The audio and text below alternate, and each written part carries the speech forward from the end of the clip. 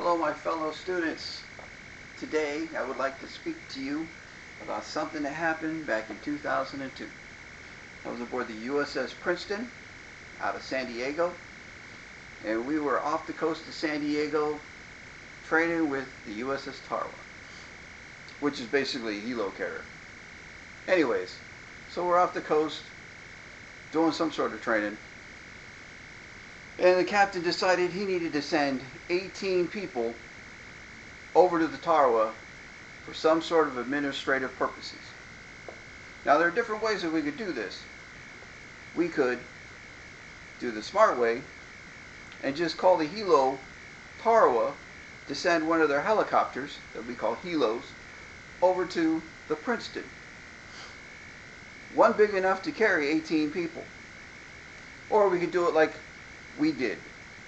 The captain looks over the side from the bridge wing, which is about 100 or so feet above the water line, and says, "Hey, it's a nice day.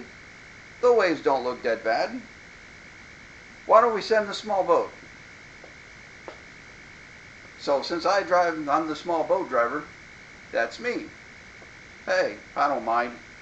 18 people underway. I'm here to drive.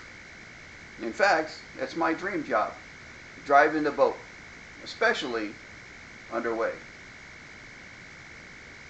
Maybe not with 18 people, but hey, I do it or they find somebody else to do it. So, I'm game.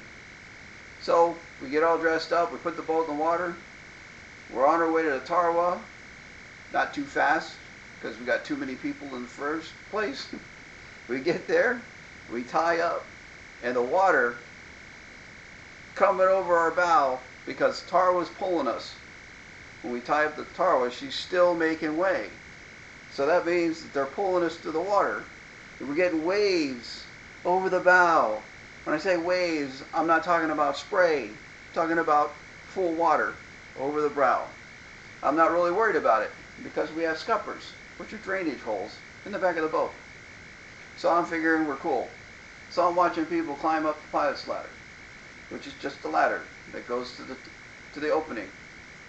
Anyways, I'm watching them go, and I decide that, hey, maybe I should look down and see what's wrong with my feet, because they're wet. And I see the water level is midway up my shin. And I see the ring buoy, which is a lifesaver, float right by it. So I'm looking up.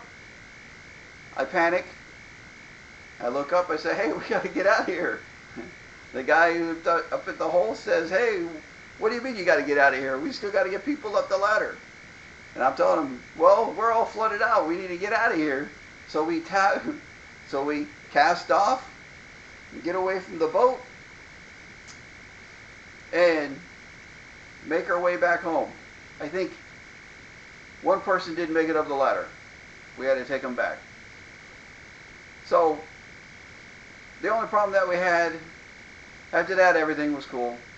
The only problem that we had was we didn't have any electrical power. So that means that if for some reason the boat should conk out on the way back to our ship, we wouldn't be able to start up again. We would just be dead in the water, unable to keep our nose pointed into the waves.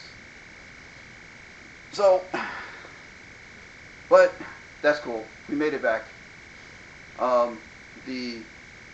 My bow hook, the guy up forward that handles forward lines, ropes, his life jacket inflated on him.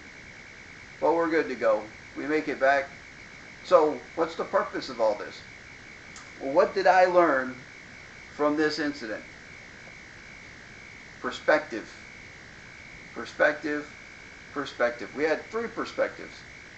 We had captain's perspective, from 150 feet or so in the air, looking down and saying, "Hey, those waves aren't that bad."